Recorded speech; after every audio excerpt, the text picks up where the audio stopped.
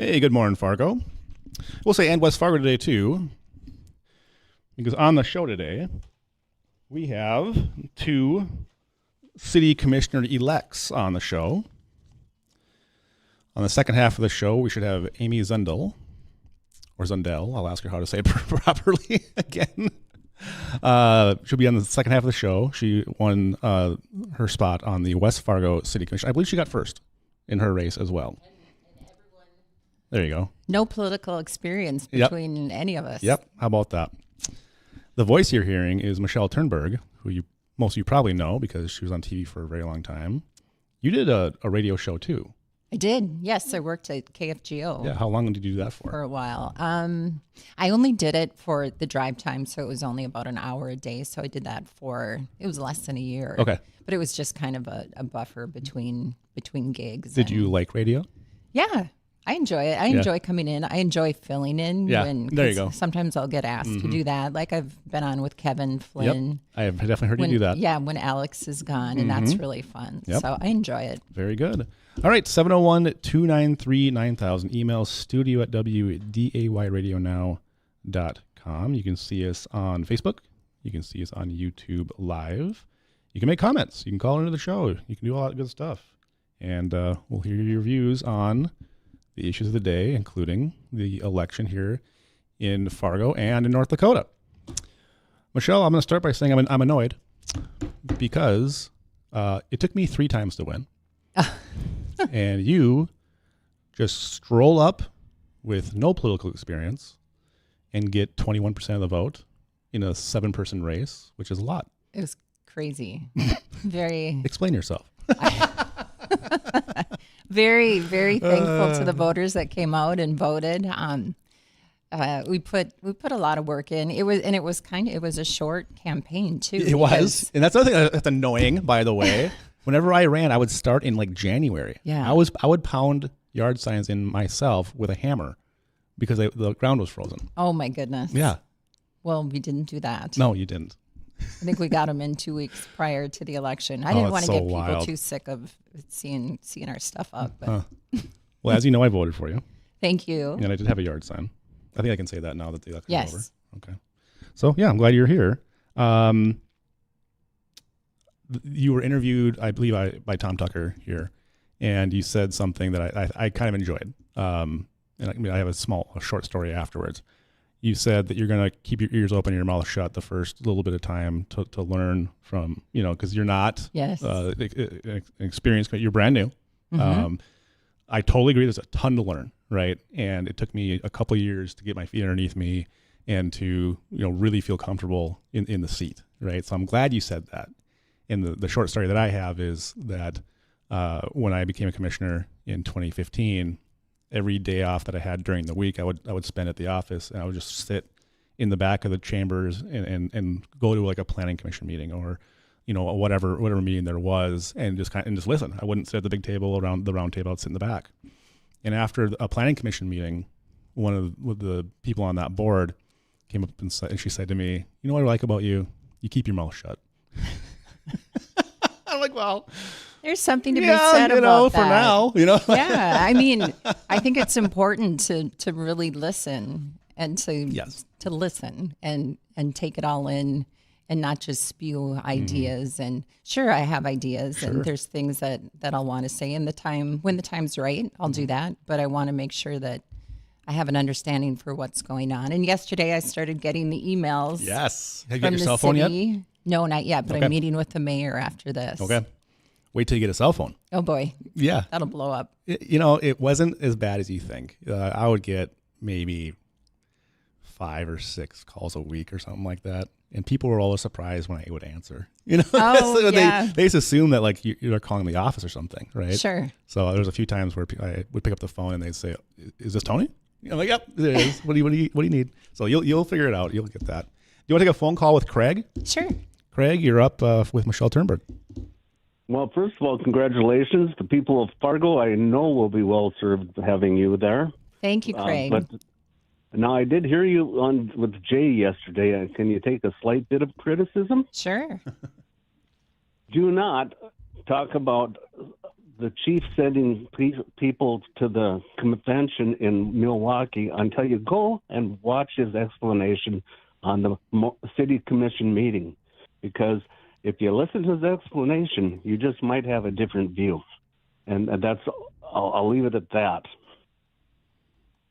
Very good. What was said? Well, it was, do you believe that Fargo should be sending 15 officers to the Republican National Convention in Milwaukee? Okay. And there's two sides to it, which I can see. It's being paid for by Wisconsin. Sure. So they'll pay for it. The other side was, do we have 15 officers to lose for that time? Yep. So I totally, Craig, can see either way. Jay was very adamant that no, we shouldn't send them. And when we were just talking about the deficit of officers that we have, and that the chief maybe wants an additional 18. Yep. So then it's like, well, do we have officers? Right. And with all the problems that we've been having, to send them. So Yep. no, I haven't spoken to the chief about it, so I really can't speak, truthfully from an informed point of view, just from what I've heard on the news and that type of thing. Thanks for the call, Greg. It'd be interesting to see what they're going to do with the schedule there and to backfill, because there's definitely going to be overtime for cops who want it, right? And maybe they want that, and because they get paid extra, Yeah. So maybe it's a good thing, maybe it's not. All right, other issues, boy. So, like you said, Renew, you're gonna wait, listen, you're gonna take your time.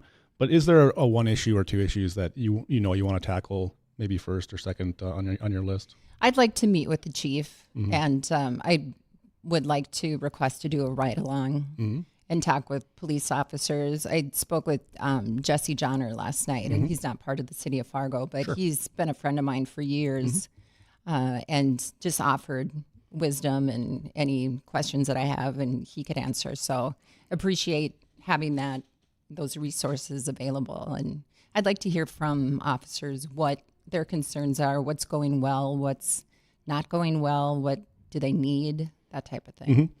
Yeah, and I would encourage you to meet with all the department heads. Yeah. Like one of the things for sure. that I really enjoyed doing was really getting to know a lot of those heads of those departments, because I didn't know a lot of like what the sewer plant did.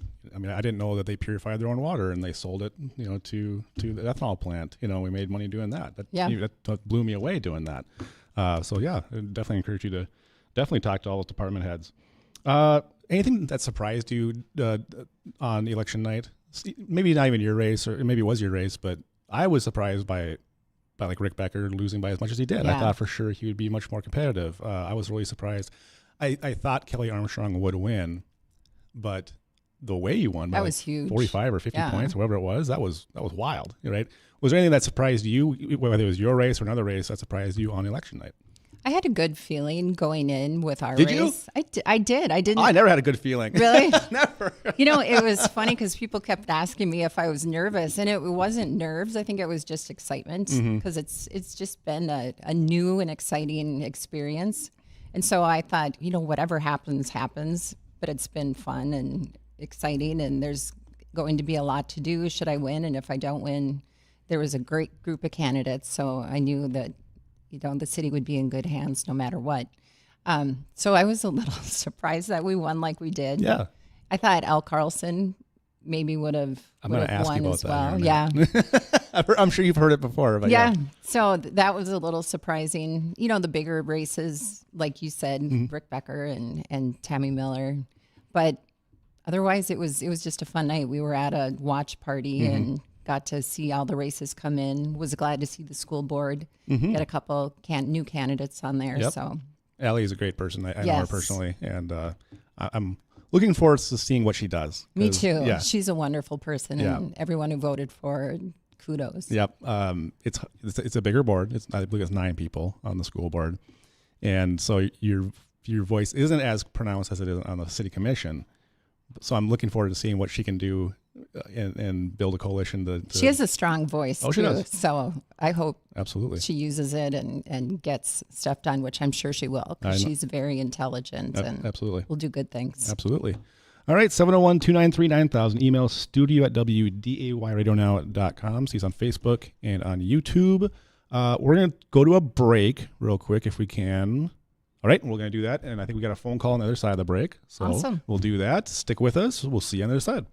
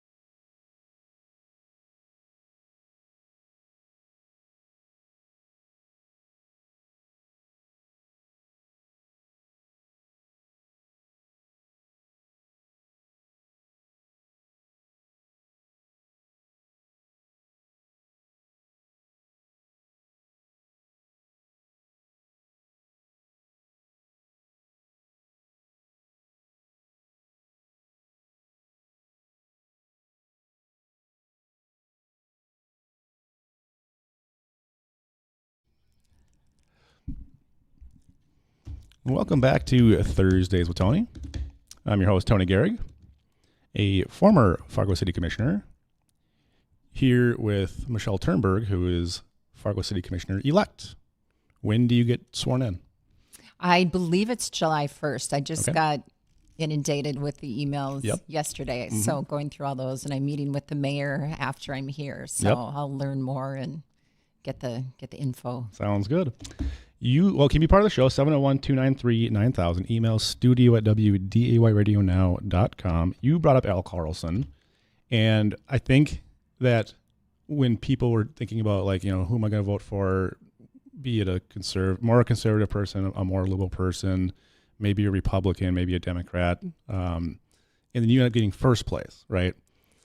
Well, I saw you and Al had similar views, not the same, definitely not the same candidate, right? Right. But, you know, similar views on things like police and you know, infrastructure funding and those type of things. And he gets third by a pretty large margin. Like, it wasn't really close. I mean, he was hundreds and hundreds of votes below John Strand, who got second. Why do you think that is? Why do you think the voters? Because my big thing on election night, another thing that surprised me was the duality of who was winning. So, like, you and John Strand, for example, in West Fargo, you know, Amy Zundel, you know, and the other guy, they're not the same. Like, I don't think they're the same at all. I don't think you and John are really the same at all. No, I would say we're pretty opposite. Right. So why do you think that more conservative, maybe even Republican people chose you instead of Al? I don't know. I hate to even comment on it. Well, you have to now. I really don't know. What are we talking about for the next 9 minutes? You know, John is truly like one of the nicest guys you'll ever meet. I have nothing but nice things to say about him. He's a super nice guy, but I think our ideas are quite different. I would agree. So that's just the duality of having kind of polar opposites on the winning side. So I'm not sure. People are split. Yeah, I agree. But, you know, with our voting, too, you can vote for as many candidates as you want. That's why I was more surprised than anything. Because in general, you would think people would go into the booth and they would say, well, I'm a conservative. I'm going to vote for everyone who I believe is a conservative, whether it's 3 or 4 or whatever it is, 1, whatever. Then the other side does the same thing, and they vote for 1 or 5 or whoever they think would be more on their side. That's the intent, I believe, of approval voting, which I'm not a fan of. I was going to ask, are you? Oh, I hate it. Yeah. No, I think it's Isn't it only Fargo and like San Francisco, or there's? I think we're the only one. We're the first city to How have did that it. even get started? There was a group from Berkeley that came in. From Berkeley? Yep. They spent money out here to hire people to push it forward, and I believe the voters got duped because they coined it as a more open way to vote, more inclusive, right? You can vote for as many guys as you want, many gals as you want that you agree with. Don't be stuck only voting for 2 people. What if you like 3 people? How dare you not be able to vote for 3? Oh, ridiculous. So I think Greece had this for a while. There's some colleges that used to use it for their boards, and everyone's gotten rid of it. And I believe we should too. Except for Fargo. What do you think about the makeup of the commission? So not the people, 5 commissioners at large. Do you think we should keep that system, or should we go to a ward system? Should we go to a mixed system? I don't know. Do you think it is most effective as a commission, or do you think a council would be better? We're getting to that point where we're big enough where I think we should have representation on different parts of town. So I'm for a mixed system to have, say, 4 at large, like you, at large vote, and then maybe 3 to include the mayor.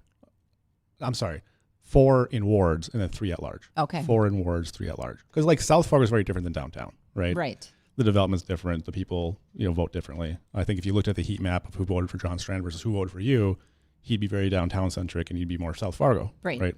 I think that's just a well-known thing. But we're here right now. But I would be all for getting a group together and pushing for a mixed ward at large system. Yeah. Okay. So one of my hot topics that I like to talk about is special assessments. Yes. Do you have any plans? That was kind of your baby, wasn't it? Yeah, it certainly was. Do you have any plans to address, like the new home development? Do you have any plans to address? Well, I'd like to hear more in depth your ideas and what you learned from your time, because the money has to come from somewhere. Yep. So where does it come from? And how, if you can get rid of specials, how do you do that without, hurting yourself in another area, because you need infrastructure, you Mm-hmm. need to build all those things, Mm-hmm. and that's where specials come into play. But if you, I mean, yeah, nobody wants to pay them. Nobody wants to pay increased property taxes. I totally get it, but Yeah. we have to pay for these things somehow. Yep. I would love to talk off air with you. We only have 5 minutes left. Do we have Darius on the phone? Big game? Okay, he's getting it. Yeah, I mean, I would love to talk to you off air about it, but for especially the new home, I think that's the easier fix, right? The existing, where we special assess people to build the roads out and to fix the roads, I understand the argument. Not that I like the argument, but I understand it. With the new development, everywhere else in the country, if a developer wants to build a development, they're responsible for paying for the roads and the gutter and the sewer, and they recoup their money when they sell the home, right? Mm-hmm. So everywhere, I can't think of anywhere else besides our region that does it, where we special assess the city, gives the money to the developer, then the developer takes that money, develops it, and then passes that along to the people who live there. It seems like an extra step we don't need to take. And at the same time, the city of Fargo holds $600 million in debt that is on our books. Yeah, that's crazy. That we have to pay for. And the taxpayer ends up paying a slightly higher amount because there's an extra interest rate applied to it because the city of Fargo charges them. So I'd love to talk to you about how I think that we could easily get rid of that type of special assessment, and it wouldn't harm anyone. But of course, the developers don't like that because it's an incentive for them to build here because they don't have to take on that debt and then worry about selling the houses. Yeah, it's a big can of worms, isn't it? It's your can of worms now. Yes. What do you have any idea what committees you want to be on? No, that's what I'm kind of looking forward to, speaking with the mayor today and learning more about that, what's available and his thoughts. So Arlette, I'm trying to think of what she was on. I think she was planning. I think she was on. You'll probably be looking at a lot of her committees. Mm-hmm. And she was quite well versed on planning, so I'm sure that very well could be. That's the one that I would least like to be on because their meetings are really, really long. Oh, like 3-4 hours. Oh gosh. Yeah. Well, I knew I was getting into the meeting zone, so Yep. that's okay. I think that you would be very good to be a liaison for the police Yes. and for the fire. Yep. I would like that. Yep. I had the fire. I did not have the police. And then I think you would really like the utilities. And no one wants the utilities. They think they're boring. But I got to tell you, my favorite committees were the utility guys because one, it's super interesting, just the science that goes into what they do. And two, that's where we make all our money. Selling water, selling sewer, and selling the landfill. Yeah, isn't that crazy? That's the biggest that places people that don't we realize make money. that. Yeah. So, yeah. All right, Michelle, what else? What else are you interested in to getting started with?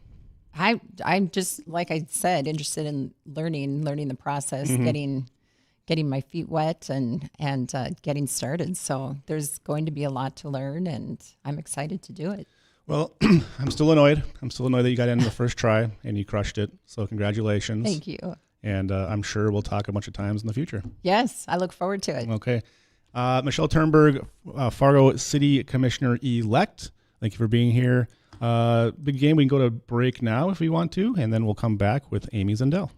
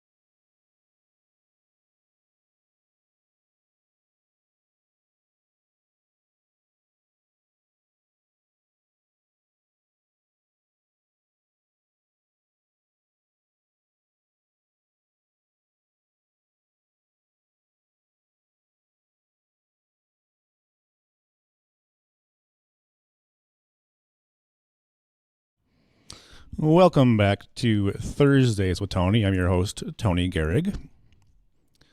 Be part of the show, 701-293-9000. Emails studio@wdayradionow.com. I was on with Michelle Turnberg just a moment ago.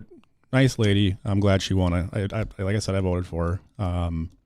I thought that she had the most fiscally conservative views of anyone that was up there. And I think she's got an open mind, and maybe try something different than we're doing. Instead of more special assessments, let's talk about ways to get rid of them. Or reduce them dramatically. So I'm happy to talk to her, and I'm glad she's here, and we'll see how it goes. Amy Zendel was supposed to be here. She got hung up at a meeting, which is not abnormal now as a new West Fargo City Commissioner. I was looking forward to talking to Amy, but we'll try to get her on the show at a later date to talk about her ideas for West Fargo. 2 new commissioners in West Fargo. That's a big deal. That is 40% of their commission is brand new. And to my knowledge, neither of them have ever served on any kind of elected position of any kind. So that'll be a big learning curve for everyone involved. And that could be a big opportunity for West Fargo to get their financial house in order as well, as they special assess more than the city of Fargo on a yearly basis, which is absolutely wild. They are about a third of the size of the city of Fargo, maybe even a quarter, depending on what stats you look at. But yeah, we'll see how that goes as well. Michelle and I spoke briefly about approval voting. So if you don't know, back in, I believe, 2018 or 2020, I can't remember the exact year, Tony Gehrig was the first one that ran and won with that approval voting. So it must have been 2020. Anyway, they changed it where, if you have one seat open, you get one vote for the city commission or for any city election. Or if there are 2 seats, you get 2 votes. Right? So if there were 7 people, you get a maximum of 2. You can do 1 or 2 or 0, right? Now, if you have 10 people running for a city commission, which has happened, you can vote for all 10. So one person can vote once, 0 times, 7 times, 10 times, 4 times. And it's an absolutely wild system. You don't know how many people voted. Because you don't know how many times people voted. You can't count the votes, go, yep, 100 people voted, or whatever. You have to say, yep, there's 100 votes. Well, how many voters is that? We don't know. Well, one, that opens you up to all kinds of ways to game the system, to cheat, if someone were to be so inclined. Not saying that they have done that, but I'm saying it's open for that. And election integrity, obviously, has become a major issue in this country. So why would you pick a system that has more vulnerability to have less integrity? I don't understand it. And it means that if you choose to vote for one person and I choose to vote for 10 people, I have more of a say on the who wins than you do, because I voted more times than you did.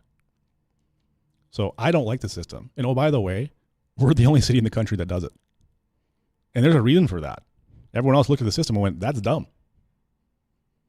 So in my opinion, we need to fix it. We need to get rid of it. And I got a message here from a listener that says that Governor Burgum vetoed a bill to outlaw it. Now, if I remember correctly, that bill at the state outlawed more than approval voting. It outlawed ranked choice as well. Ranked choice, we can get into it another time, but it's a much better system than approval voting. So I'm not necessarily, I'm torn. I don't really want the state to come in and tell a city how to run their election. That's not really what I want. However, if the system is really bad, like approval voting is, I gotta tell you, I wouldn't be heartbroken if they made a law saying you can't do that. Just so everyone's on the same page, right? Because now West Fargo does it different than Fargo does it. The school board does it different than the city commission does. The county does it different. I mean, we're all have different systems now. So how is a voter supposed to know how to vote and do it right? I think it causes confusion. And I think that's why you see some of these things happening. But anyway, so that's my opinion on approval voting. 701-293-9000. Email studio@wdayradionow.com. You can see us on Facebook. You can see us on YouTube. And Big Game James, he's talking to somebody else in the studio right now. Big Game, I just saw a article here that the Atlanta Falcons are losing a 2025 fifth-round pick and a fine of $250,000 for tampering. Yes. What did they do exactly? Well, their GM got fined $50,000 too. Oh, good. Yeah. So, I mean, millionaires getting fined $50,000. I mean, that's like if my parking ticket was $5 on the curb right in downtown. Yeah. So, I mean, our parking tickets cost more than the equivalent to what those guys make, but that's a different story. Yeah, that's fair. So, what had happened? There was a lot of rumors about Kirk Cousins tampering with the organization, right? The Atlanta Falcons, and it sounded like it was while he was still under contract with the Vikings, right? And technically, even though his contract was expiring, it was still until the last day of the league year, which I believe was March 31st. Okay. It was right around there, right? It's like 2 months after the Super Bowl, right, basically. And so they went through, they did a thorough investigation. They found out that the Falcons had improper contact with 3 different players, Kirk Cousins, Darnell Mooney, and Charlie Warner. Okay. And during a 2-day negotiating period at the start of the 2024 league year. So they're going to forfeit that 2025 fifth-round pick, like he said. They were fined the team $250,000 and then their general manager $50,000. And so Adam Schefter, who is in the thick of things, a big NFL reporter, so the policy, what it actually says, and he goes word for word with it, it permits clubs to engage with and negotiate all aspects of an NFL player's contract with a certified agent of a unrestricted free agent during that 2-day negotiating period. But any direct contact between the player and an employee or representative of that franchise is prohibited. That includes discussion of travel arrangements, other logistical matters, anything else, etc. on top of that, which the club acknowledged took place within that time frame with those 3 players. So it sounds as though they were more or less making travel arrangements and probably trying to figure out, is the family coming for the weekend with you? Are they not? When the team was only legally allowed to talk to his agent for 48 hours, at some point in that 48 hours, they also directly reached out to Kirk and he responded. And that is where this issue is coming from, which originally I was almost under the impression that this was happening in like December or January, which is still during the NFL season. So that's why it's not as severe in my eyes as maybe, but there were some people thinking that there was going to be pick swaps, things of those sorts. Right. That's never happened with a case like this where a rule has been broken or there's been collusion or something of that sort. It's always been a team has lost a draft pick and then nobody regrouped it. Like, for example, the NBA this year, you normally have 60 picks in a draft. This year they only have 58 because 2 teams got in trouble for tampering purposes, and so they just kicked those picks out and everybody just moves up a slot basically for that next round. So the Vikings don't get anything out of it, which is something that's been standard for the entire time that sports has been a thing, but the Falcons will be losing a 5th-round pick, which some people, they're upset because maybe it's not higher, but at the end of the day, if all of this information that in this investigation says is accurate, that's really about all you'd be able to ding them for with how, I don't want to say how much less it actually was. It seemed like it was going to be more severe in the beginning, but that's just my thought. It seems something like a technicality. Like I said, more or less, yes. They just decided that a day early that they just couldn't wait to book the plane ticket. Basically is what it sounds like to me. So it cost them a 5th-round pick and the owner maybe a couple payments in his lake place. Yeah. But, at the end of the day, they got the quarterback they wanted.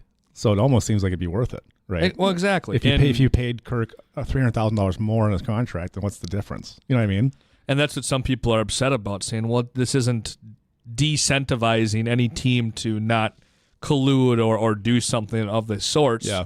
At the same point, if you're talking about that time period versus, let's say the middle of January when a team's just not in the playoffs, that's a completely different scenario at that point as well. So it would be a different scale of punishment. So not super thrilled with it, but you also can't argue against it either because something had to happen, and that's about as much as you could justify for the actions that were had. The only reason I really bring it up is because obviously he was a Viking. You know what I mean? Exactly. And now we've got a new young quarterback that is untested, right? Yep. Or you may, I don't know if he would have stayed or not, but you may have had a seasoned quarterback that it's a more or less a known quantity. Now we understand the injury, right? Exactly. The torn Achilles. We still don't know how Kirk Cousins is going to look in August. We don't know September. how Aaron Rodgers is going to look. We don't know how exactly. And Rodgers sustained the injury 2.5 months before Kirk did. So it's a lot of what ifs right now. Yeah. Is he going to start the first game this year, Kirk? He's expected to. Yeah. At this point, and I guess it all depends on how his rehab does truly end up going. Yeah. But it sounds like he should be on track for pretty close to that. Aaron Rodgers, it sounds like, from my understanding, they're hopeful that he'll be starting for the Jets week 1 as well. So a couple of old guys are going to put their bodies test the limits. So Rodgers is 40? Is he? Did he turn 40 yet? I think he is, but he's right about there. Hold on. He's older than Kirk is. I know that. Oh yeah, he is 40. December 2nd. There you go. Yep. Okay. Yep. I think Kirk is 38. Something like that. That sounds right. Yeah, something like that. So I'll tell you, I'm 40, and if I were to snap my Achilles now, I'd be down for the count. Yeah. So Kirk Cousins, he'll be 36 once the league year starts. There you go. In mid-August. So so regardless, still it's he's not 25 going on 26. He's 35 going on 36, which is much different recovering from an injury like that and hindering your mobility. Yes, and in quarterback years, like those 4 years, that's actually substantial. You know what I mean? Oh, very. I mean, that's like for a lot of guys, that's an entire career. Yeah, it's the average really. NFL player doesn't make it through their 4-year rookie contract. Yeah, that's pretty which wild is too. Crazy to think about. Yeah, it's right just under 4 years, the average NFL career. So that's wild. Well, very good. All right, enough football talk, I guess. We touch all the bases here on Thursdays with Tony. When we come back from the break, Amy's still not here, so I'm assuming that she's not going to make it. I'll go over my hits and misses for election night, the surprising things, the not so surprising things, and be part of the show. 701-293-9000. Email studio@wdayradionow.com. Tell me what you thought was surprising or what you expected. We'll see you on the other side of the break.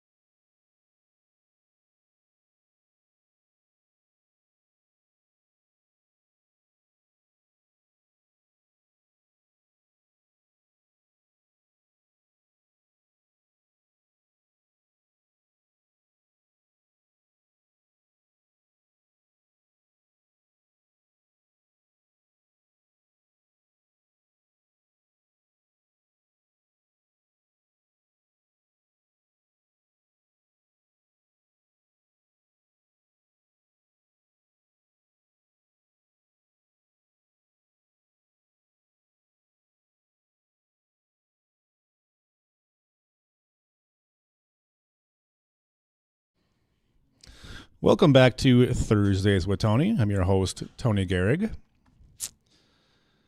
Email from John, in reference to my conversation with Michelle Turnberg, who is a city commissioner-elect in City of Fargo. He says, by the way, this is his words, not mine.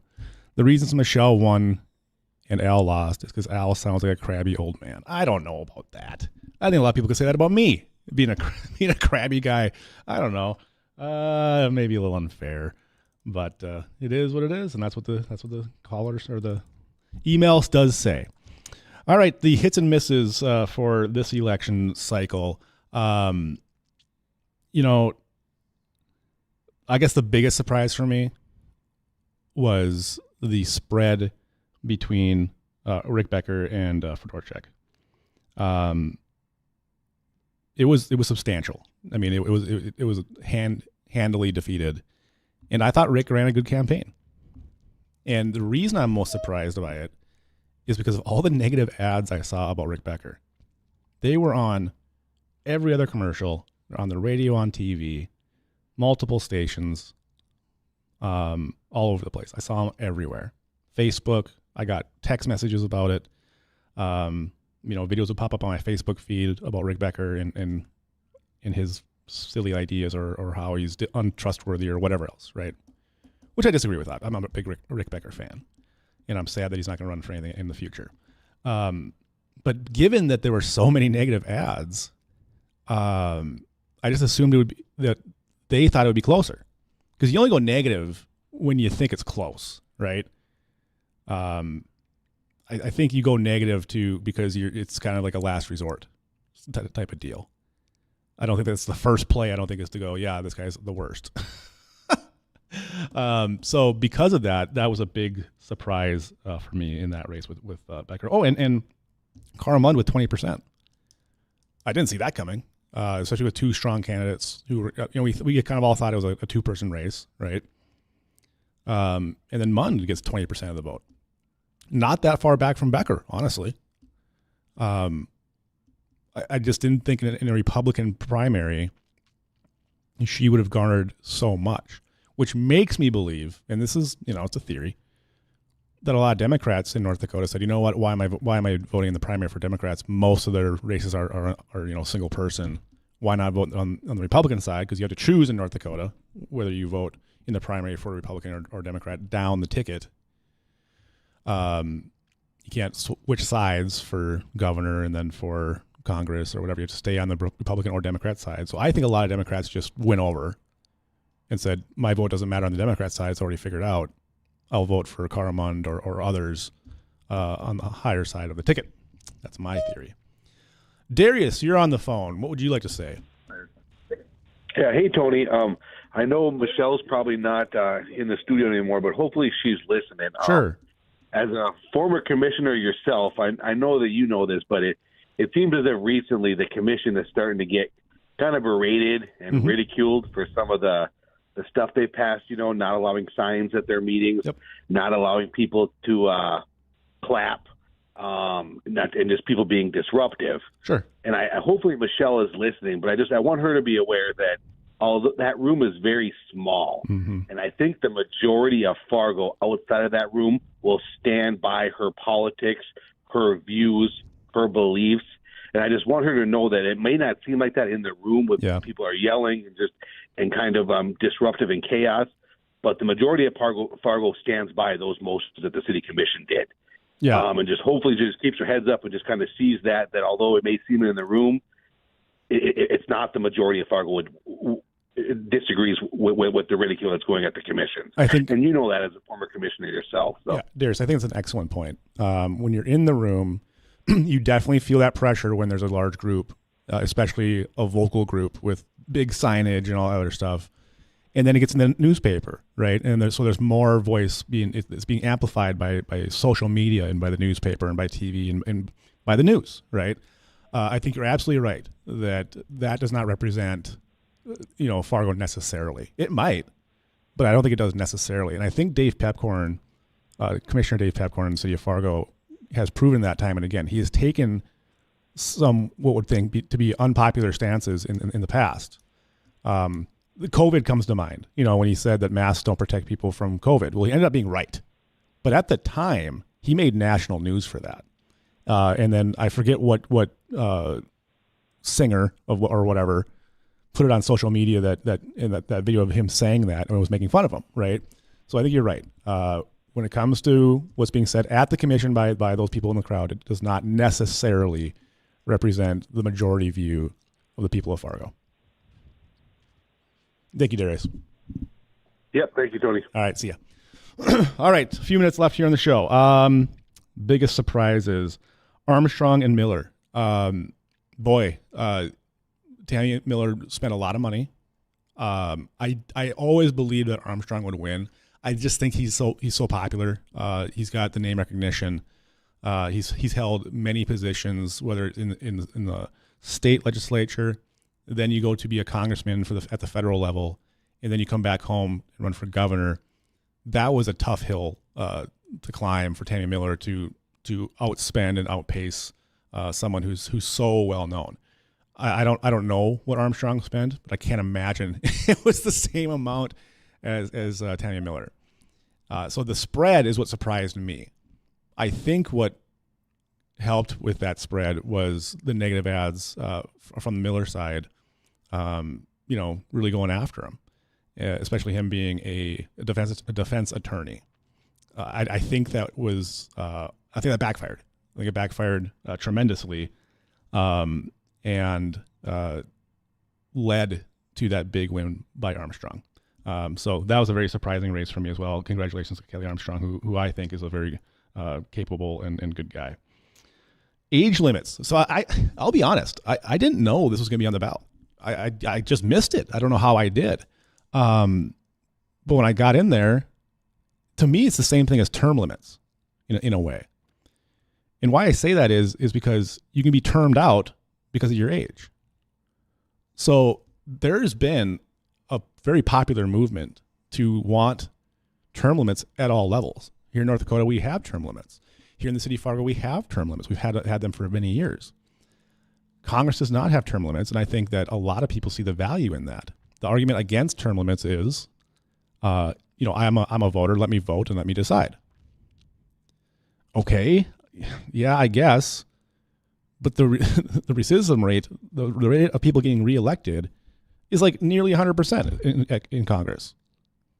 And there's reasons for that, because the longer someone's in office, the more power they accumulate. So therefore, you don't want to get rid of them. In North Dakota, I remember hearing this all the time when I was younger.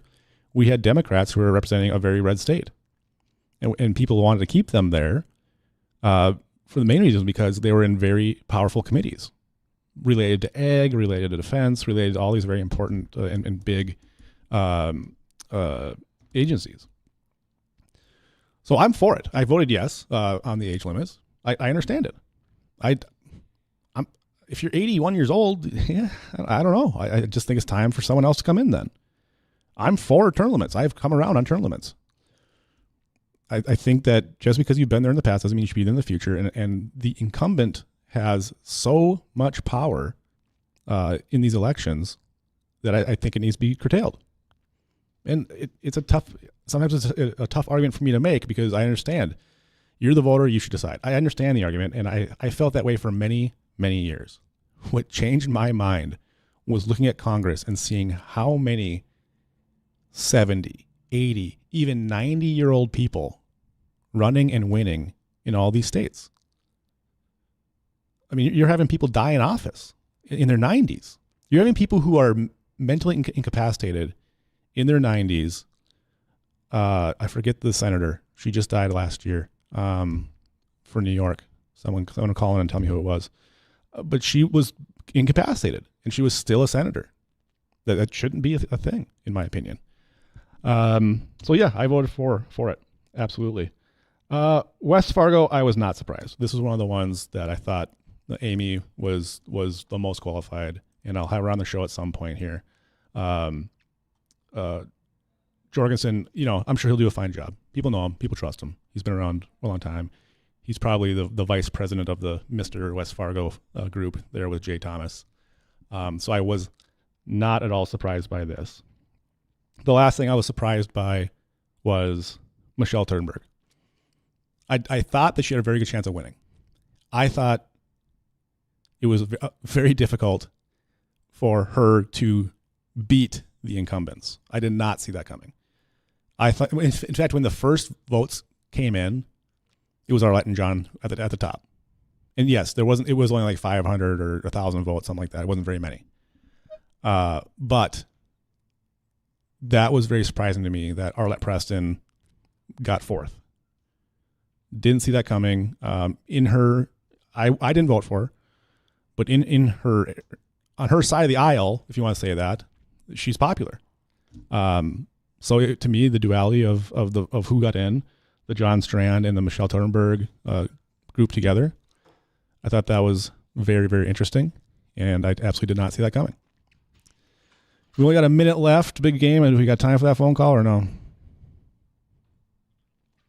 Okay, let's do it. Tom Tucker, we got 1 minute left. Don't rush me out of here. We've got 1 minute left. Caller, go ahead. We got 30 seconds. Yeah, howdy. I'll make it quick. You know this Tammy Miller. I figured she'd lose to her opponent there, but you know what didn't help Tammy Miller was being tied with Burgum as his lieutenant governor. And the last year and a half or even more, Burgum's been gallivanting around the country doing everything but being governor, and people don't like seeing that. It's not what they elected.